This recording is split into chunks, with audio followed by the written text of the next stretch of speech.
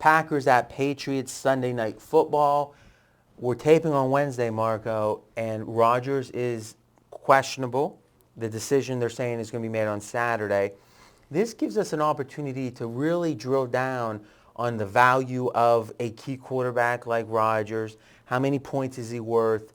What does it mean to the team? And yeah, it should probably be a short conversation, but I think an instructional one for those who really handicap. So, first thought, Rodgers had a concussion earlier in the year. He was uncertain for the game, and Vegas said he was worth 6 points. Now, to me, that sounds right.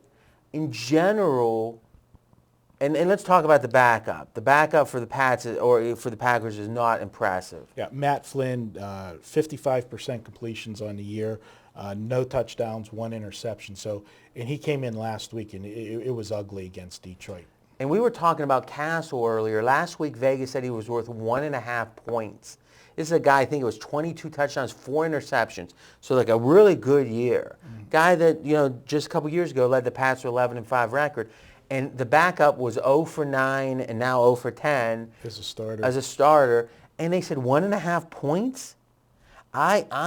Usually I felt kind of square because usually the squares overreact to injuries. Oh my God, Rodgers is out. The Pats are going to be laying 30 points. They're 6 point difference. And that's the most extreme. There's probably not a player in the league, maybe Brady or Peyton Manning. There's only a handful of guys in the league worth 6 points.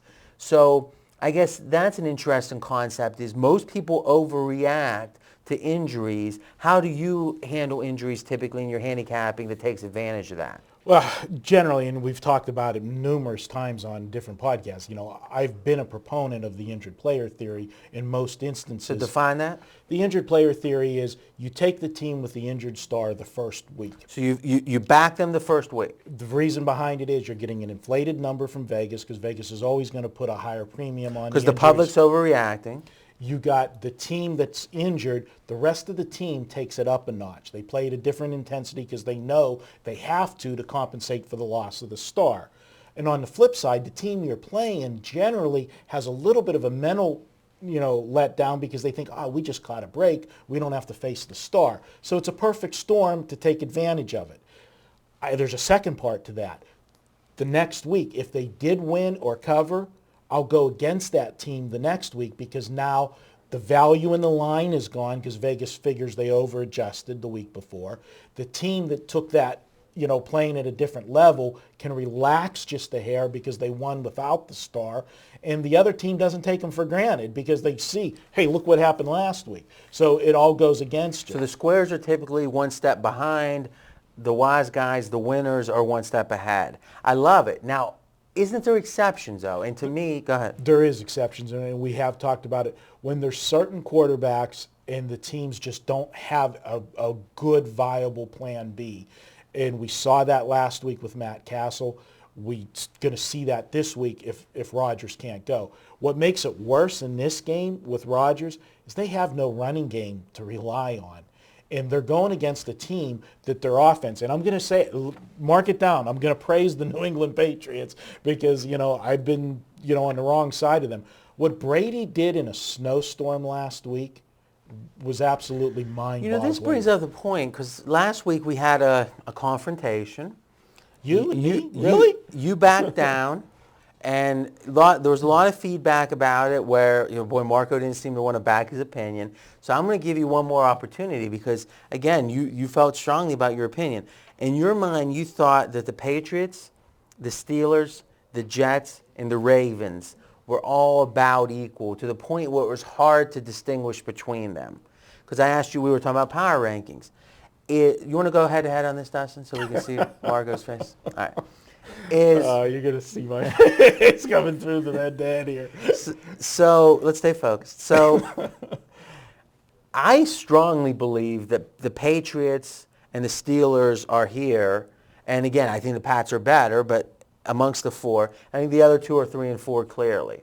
Vegas tends to agree with me, which, it's usually the case, is the Steelers are laying 6 at home, which means they're 3 points better on a neutral. You actually had them equal teams.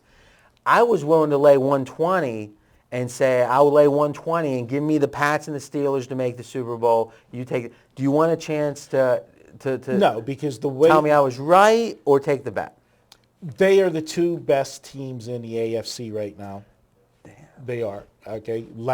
After what I saw another week, they are the two So best. I was ahead. And You didn't clearly, see it yet. Clearly, the Patriots on paper look like the unbeatable team. I will say this much, and even though they beat the Steelers earlier and they beat them soundly, the Pittsburgh Steelers are the best team equipped to beat the Patriots of any other team out there. Maybe so, but so what you're saying is, let's just be clear because we got a lot of fans, is what you're saying You is... got a lot of fans, and you want to let them know that you were right about something?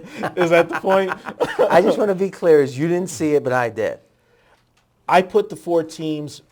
I didn't have as much You could separation. just say yes and it'd be over. Right. Okay. You were a week ahead of me. Okay.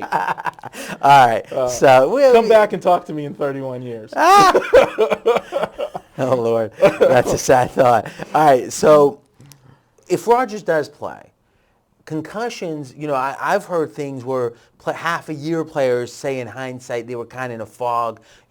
Being a quarterback is a very mental game. How many points would you, if he's worth 6 from 100% healthy to not playing, are you going to make the adjustment if he does play because he's not going to be 100%? It's really hard to handicap that way when this is an injury, but it's not really a physical injury where he's hobbled because of his ankle and he's He's mentally hobbled. Well, he's mentally hobbled, but we can't know that for sure how bad he's going to be. But the fact that it's uncertain if he's playing means that it wasn't just, it's not just the league saying because you have a concussion, you've got to do this, you got to be on the injury report. I mean, here's someone at this point we're uncertain if he's going to play. I think it's almost a must-win game. I mean, let's talk motivation real quick. It's big for Green Bay, but as good as New England is playing right now, and Green Bay going in there, if I'm the coaching staff and he's iffy, and remember, the league has really been pushing hard about protecting players with concussions this year. I mean, the fact that he's had to... But that's the thing. That's the thing, though. There's no subjectivity to this when it comes to the league. They've got the baseline tests they do with these guys. That's why Heath Miller was just cleared. I mean, it's not a coaching choice. Once a guy's cleared, they're going to play him. So they are, but it is also a fact that the more concussions you have, the more susceptible you are to having it again. And he has another one. His season could be done. But what does that mean to the handicap? Is if he gets cleared, he's going to play, right? He's going to play. But he's probably not going to be 100%. Correct. All right. And even if he's 100%, the way the New England Patriots offense is rolling right now, and Green Bay, without that running game to balance things off, I don't think Doesn't that make you sound like a square? It does sound like a square, but this is my point. Is sometimes the squares are right. That's what I was just going to say. With this team, New England Patriots are like they're T-squared. I mean, they've been square all year. They keep winning. Sometimes there's just a team that's a fluke. And Gil Alexander and myself had a long discussion on our Monday podcast about You can hear all of the podcasts at pregamepodcast.com. Go ahead. And there was a game on Sunday that was so square, but it got the money. The Atlanta Falcons were -7 on the road to Carolina. And you know how I always talk about the teaser scenarios?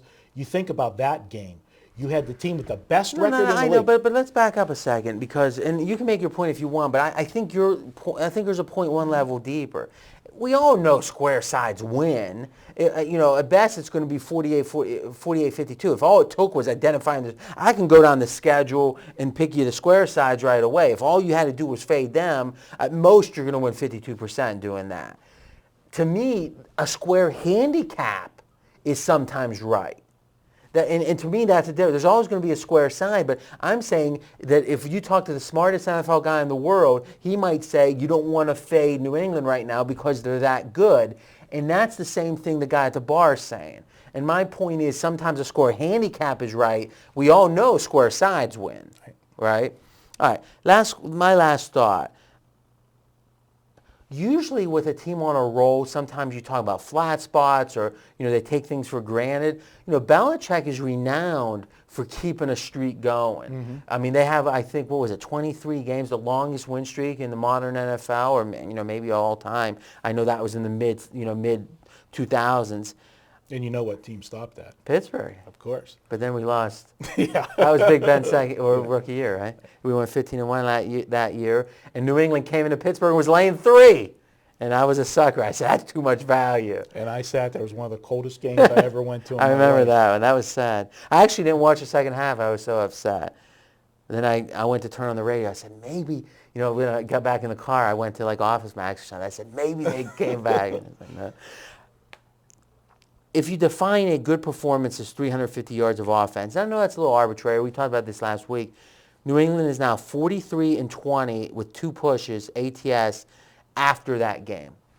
So when you add in the 16-0 season, that stat, the 23 in a row, whatever, this is a team I don't think you just automatically say, well, New England's going to kind of, have a down game because that happens to all teams. Belichick seems to be able to avoid that.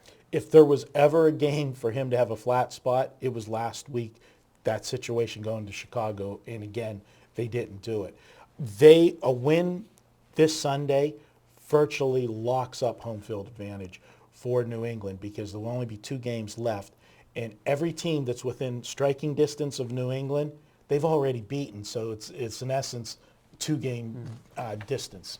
All right, so no pick, but I think a good discussion. It's your turn to continue the conversation in the comment section with Marco and me. And next up, we're going to be talking Monday Night Football. I won't say the game because you won't be quite as excited as just Monday Night Football.